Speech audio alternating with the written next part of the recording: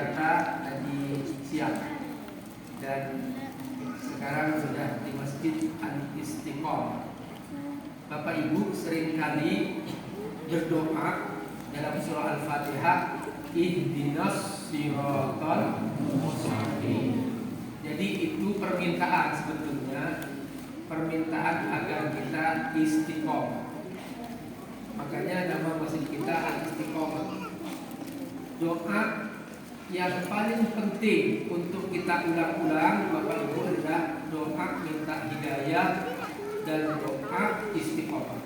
Ihdinas siratal mustaqim. Dan alhamdulillah doa ini sudah selalu kita baca dalam surah Al-Fatihah. Istiqomah apa Ustaz? Istiqomah itu Bapak Ibu seperti lebah, konsisten, tidak berwarna-warni. Dia benar-benar berpegang teguh kepada kebenaran. Digoda apapun tidak mau.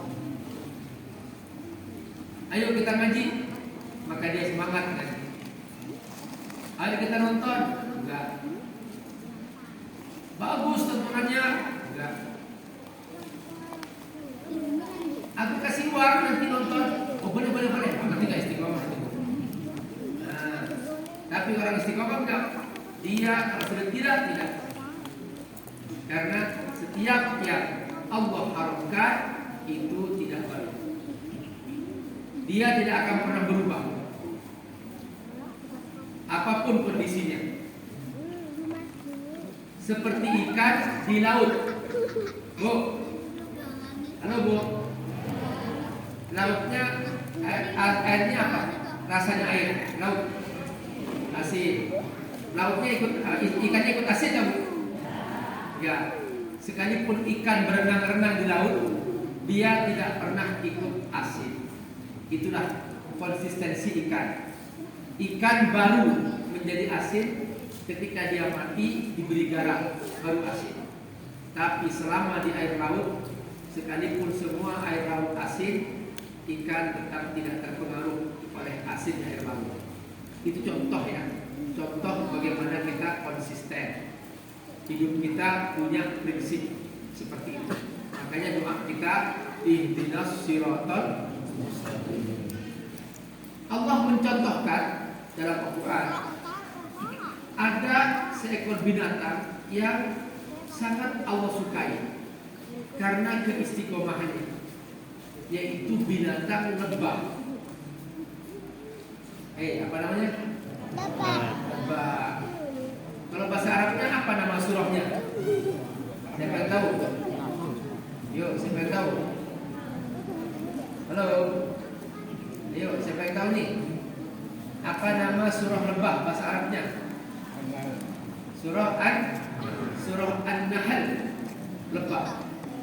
Lebah ini Bapak Ibu Allah, dia tidak pernah hinggap kecuali di tempat yang baik. Gak ada lebah hinggap di bangkai, gak pernah. Dia pasti selalu hinggap di tempat yang baik. Dan tidak pernah mengambil kecuali yang terbaik.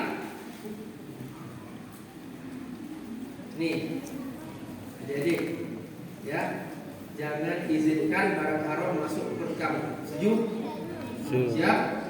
Ya, tidak mungkin bisa hafal Quran kalau di perut banyak makanan haram. Betul? Kenapa? Karena Quran itu cahaya Allah, dan kalau perutnya banyak barang haram, maka itu menghalangi cahaya Allah. Ingin hafal Quran semua? Ingin? Ya, makanya ingat, kalau kamu mau makan apa, minta izin dulu, ya. Pastikan ini halal atau tidak. Jangan langsung ambil makan. Halo, sepakat? Ya, mantap. Jadi Bapak Ibu rahimakumullah, hidup kita ini harus meniru tanda-tanda kebesaran Allah. Di antaranya binatang lebah. Sampai-sampai Allah turunkan surah khusus, surah lebah, hanya untuk menunjukkan bahwa nih loh, hambaku yang istiqomah, makhlukku yang istiqomah, yang konsisten, tidak pernah hinggap kecuali di tempat yang baik, tidak pernah mengambil kecuali yang terbaik, dan tidak pernah memberi kecuali yang terbaik. Apa itu yang diberikan lebah? Madu. Itulah madu. Bapak-bapak ingin tahu madu asli, Pak? Halo, Pak. Ingin tahu madu asli? Ya. Madu asli itu, Pak, kalau dimasukkan korek, terus Bapak korek kitis nyala. Jadi ada korek api, terus Bapak masukin ke dalam madunya, kemudian dinyalain, nyala. Itu asli, Pak.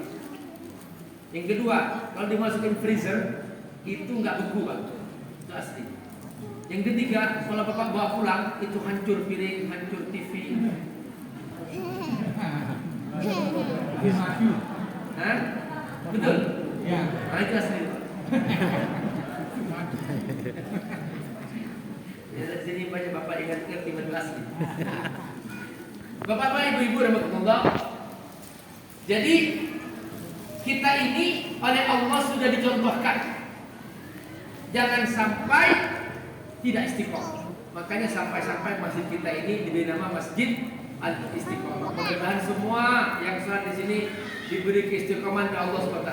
Amin. Seperti lebah.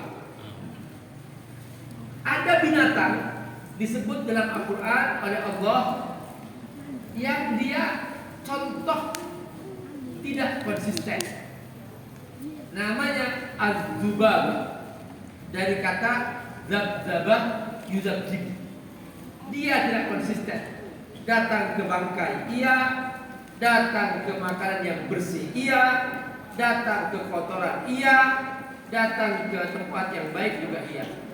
Inilah az-zubab.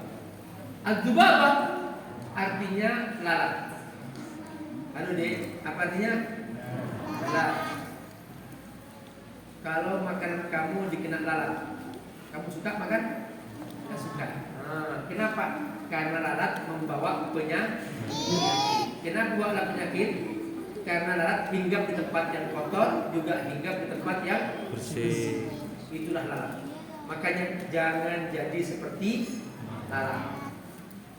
Manusia lalat disebut mudzabdzab. Mudzabdzabina baina dzalika la ilaha illa wa la ilaha illa. Jadi dia manusia lalat, dia itu pulang ke rumah sama istri, oke. Keluar rumah sama pelacur, oke. Ini lalat. Gak jelas. Datang ke masjid, oke. Datang ke dugem, oke. Ini namanya lalat. Tahu nggak dugem? Dugem, duduk gemetar.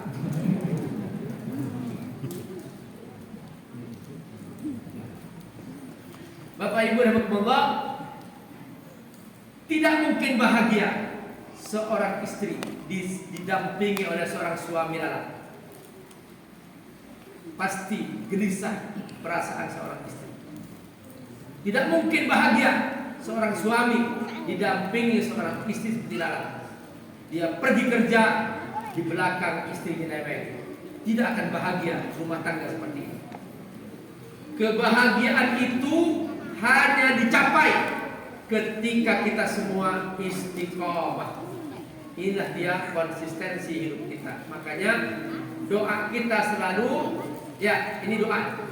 Allahumma, ucapkan sama-sama. Allahumma urzuqni al-istiqomah.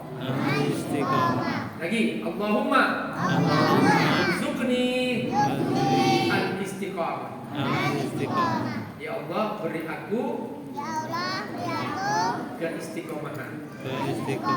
Ya. Jadi seperti ini Bapak Ibu Allah, kita sebagai hamba Allah Subhanahu wa taala. Nah, contoh hidup istiqomah itu seperti apa, Ustaz? Contohnya seperti kita sedang di Ramadan. Ini contoh yang seharusnya hidupnya seorang muslim itu sepanjang tahun seperti dia di Ramadan. Siang hari dia kendalikan nafsu, tidak mau melakukan dosa, tidak mau berkata-kata kasar, tidak mau memandang yang haram, tidak mau mengambil yang haram, maka dia menjaga dirinya, mengendalikan nafsunya dari perbuatan maksiat, apalagi perbuatan zina. Na'udzubillah min dzalik. Itulah dia pribadi istiqomah seperti di Ramadan. Karenanya Bapak Ibu Allah, ketika Allah nih Bu, ingin masuk surga nggak Bu? Halo Bu, ingin masuk surga nggak? Nah ini kata Allah, wa amma man khafa maqama rabbih wa nahan nafsa 'anil hawa fa innal jannata hiyal ma'wa. Orang yang takut kepada Allah pasti dia akan mengendalikan nafsunya dan pasti dia masuk surga. Jadi kata kunci bagaimana cara masuk surga, pastikan dalam diri kita ada dua hal. Pertama, takutlah kepada Allah. Kedua, kendalikan nafsu. Kata Allah, fa innal jannata hiyal ma'wa. Maka orang ini tempatnya surga. Jadi di Ramadan ini ibadah kita konsisten kendalikan nafsu. Apa intinya? Apa intinya Ustaz? Intinya bahwa kita mengendalikan diri dari yang halal. Minum halal, kita tahan dulu, belum maghrib, tahan. Apalagi yang haram, yang halal aja kita tahan. Makan halal, tahan dulu, belum maghrib. Gitu. Ini enggak sabar. Sudah jelas haram, masih aja dikorupsi. Nggak habis-habisnya, nggak takut-takut sama sekali. Berbohong sana, berbohong sini, dolim sana, dolim sini, nggak takut pada Allah sebentar. Maka orang seperti ini tidak akan pernah istiqomah. Jadi Ramadan ini contoh hidup istiqomah. Kuncinya apa? Kendalikan nafsu. Pak Ustaz, kalau nafsu dikendalikan, apa gunanya Allah menciptakan nafsu? Hidup tanpa nafsu tidak ada kehangatan. Kalau nafsu dimatikan, maka dia menjadi tidak bergairah hidupnya. Di rumah tangga tanpa nafsu tidak ada kehangatan. Suami istri berduaan tidak ada kehangatan. Kenapa? Nafsu tidak ada. Nah, nafsu tak ada, tapi kita kendalikan. Jangan sampai jatuh ke haram. Itu rahasia nafsu. Kebahagiaan, kehangatan rumah tangga karena ada nafsu. Orang berjuang mencari nafkah karena nafsu. Nafsu ingin kaya, nafsu ingin mendapatkan penghasilan. Ini semua nafsu. Tapi dikendalikan, jangan sampai jatuh kepada yang haram. Itu maksudnya. Yang tidak boleh adalah dia dipimpin oleh nafsunya sehingga jatuh pada yang haram. Jadi Ramadan ini adalah contoh Bapak Ibu Allah bahwa kita sedang mendidik diri kita supaya kita istiqomah. Karenanya ibadah puasa ini oleh Allah dihubungkan dengan takwa. A'udzu billahi minasyaitonir rajim. Ya ayyuhalladzina amanu kutiba alaikumus syiyam kama kutiba 'alal ladzina min qablikum la'allakum tattaqun. Jadi puasa hubungannya dengan takwa. Kenapa? Karena tidak mungkin seorang mencapai takwa kalau dia tidak berhasil mengendalikan nafsunya. Dari apa? Dari yang halal. Apa kata para ulama? La yakunul 'abdu minal muttaqin ma lam yata'awwad ay yabta'ida 'anil halal liyakuna ab'ad minal haram. Tidak mungkin seorang hamba bisa mencapai takwa kalau dia tidak membiasakan diri mengambil jarak dari yang halal supaya semakin jauh dari yang haram. Itulah dia inti puasa. Jadi kita nih ibarat Pak Bu seperti mobil. Ini mobil nih. Nah, supaya dia aman, pasang bumper. Supaya lebih aman, bumper lagi. Kejedot, jelas aman bodinya. Kenapa? Karena ada bumpernya. Coba tanpa bumper, maka begitu kejedot, benyok itu bodinya. Nah, kita ini Pak punya iman.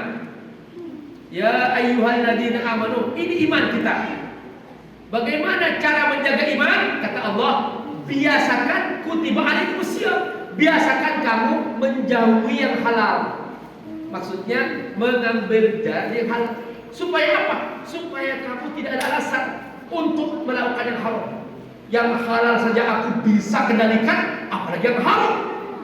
Gak mungkin aku melakukan yang haram. Ini halal aku tinggalkan. Jadi ini halal aku jauhi, apalagi yang haram. Nah itulah Bapak Ibu Allah rahasia puasa. Dan ini rahasia hubungannya antara kutiba alaikumusiyam dengan la'allakum tattaqun. Nah, Bapak Ibu Allah, contoh berikutnya. Bagaimana contoh istiqomah di Ramadan, Bapak Ibu? Allah menjelaskan bahwa di Ramadan itu hendaklah perbanyak baca Quran. Bu, halo Bu, udah berapa kali khatam? Sudah berapa kali khatam Bu? Nih, apa kata Allah? Syahrul Ramadan alladzi unzila fihi al-Qur'an hudan lin-nasi wa bayyinatin minal huda wal furqan. Kenapa Allah menyebut Ramadan setelah itu menyebut Quran? Padahal ketika Allah berbicara tentang puasa, Allah tidak menyebut Ramadan. Kutiba alaikumusiyam, pakai alif lam, lam ta'rif. Allah tidak menyebut Ramadan. Seharusnya Allah berfirman, kutiba alaikum siyam Ramadan. Seharusnya begitu. Tapi kok enggak? Tapi giliran menyebut Quran, Allah menyebut Ramadan. Syahrul Ramadan alladzi unzila fihi al-Quran. Kenapa kok Allah jelaskan ini? Bapak Ibu, kalau yang pertama kutiba alaikumusiyam, di sini alif lam, lam ta'rif, dan semua kita sudah tahu bahwa puasa wajib itu hanya di Ramadan. Dan ini rukun Islam. Maka nggak perlu Allah sebutkan Ramadannya. Cukup dengan lam ta'rif, maka itu sudah definitif maksudnya puasa Ramadan. Disebutkan atau tidak, tetap orang beriman mengerti ini maksudnya puasa Ramadan. Tetapi Bapak Ibu Allah, khusus Quran, Allah menyebutkan Ramadan. Syahrul Ramadan alladzi unzila fihi al-Quran hudan lin-nasi wa bayyinatin minal huda wal furqan. Mengapa Allah sebut Ramadannya? Kenapa? Supaya orang-orang beriman tahu bahwa mulianya Ramadan ini karena Al-Quran. Dan kalau kita masuk Ramadan, langsung kita bersama Quran. Jangan putus sama sekali bersama Quran. Setiap hari, detik per detik.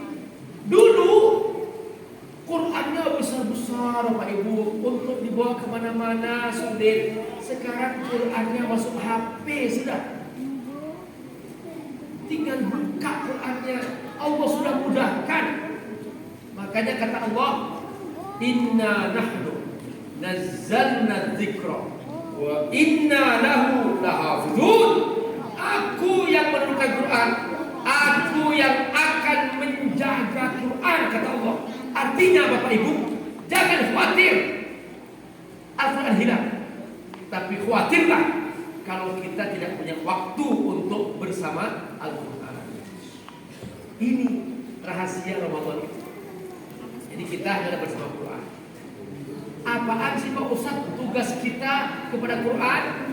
Halo Bu, Pak, apaan tugas kita kepada Quran? Ada 5. Mohon dihafal ya. Hafal dulu ya. Ya, semuanya menghafal nih. Tugas kita kepada Quran ada berapa? 5. Ya, ikuti saya. Pertama, at-tilawah. Tangannya. At-tilawah. Lagi. Semuanya menghafal dulu. Pertama, at-tilawah. Apa artinya? Membaca. Yang kedua, al-hifdzu. Lagi. Apa artinya? Menghafal. Yang ketiga, al-fahmu. Tangannya semuanya kepala, al-fahmu. Lagi.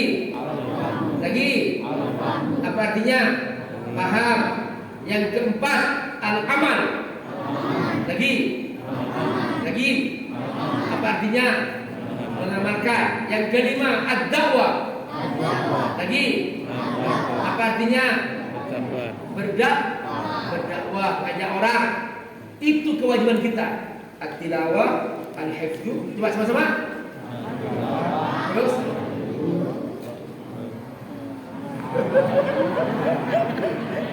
Baterainya hilang. Belum dicas. Belum buka puasa, Pak. Ya, ini pertama at-tilawah, terus al-hifdzu, al-fahmu, al-amal, ad-da'wah. Ini caranya bersama Quran. Pak Ustadz, aku gak pernah belajar bahasa Arab, jadi aku gak paham Quran. Kata temanku, ngapain lo baca Quran? Gak ada gunanya kalau gak paham. Oh, bukan begitu caranya dong. Boleh, justru baik kita membaca Quran sekalipun tidak paham. Karena memang kemampuan orang masing-masing ada kemampuannya. Dan itu ibadah tersendiri, Pak, Bu. Hitungan pahalanya per huruf. Memang lebih bagus membaca dan paham, itu lebih bagus. Tapi kalau nggak mampu paham, lebih bagus membaca daripada tidak membaca sama sekali. Sudah nggak membaca, nggak paham lagi, rugi 2 kali. Mending kita baca, ada pahalanya. Paham tidak paham, membaca Quran itu ada pahalanya. Pahalanya per huruf. Alif lam mim. Berapa huruf? 3. Kata Nabi, yudha'af ila 10 amsalihha. Kalikan 10. Bal ila 700 dhifin. Bahkan sampai 700 kali lipat. Coba 3 huruf kali 700. Berapa, Pak? Bu? 2100. Coba Bapak Ibu baca Quran 1 halaman. Hitung berapa itu? Kalikan 700. Banyak enggak? Banyak. Kalau oleh Allah, Bu, Pak, masing-masing huruf diganti uang oleh Allah. Coba menjadi 700.000. Baca 1 halaman, kira-kira rumahnya penuh uang enggak? Penuh. Bapak Ibu nanti kerepotan ngurus uang. Enggak kuat itu, mau tidur di mana? Kepenuhan uang. Untungnya oleh Allah tidak dijadikan uang, tapi oleh Allah dijadikan apa? Pahala. Supaya hati kita tenang, hati kita bahagia. Semakin banyak baca Quran, semakin kita tenang, semakin kita bahagia. Itulah rahasia membaca Quran. Membaca, paham tidak paham adalah keindahan hidup. Caranya membaca gimana? Warattilil Qur'ana tartila. Kata Allah, kalau membaca Quran dengan tartil, usahakan pakai irama, bukan dibuat-buat irama biasa. A'udzu billahi minasy syaithanir rajim. Bismillahirrahmanirrahim. Ar-Rahman 'allamal Qur'an, khalaqal insan,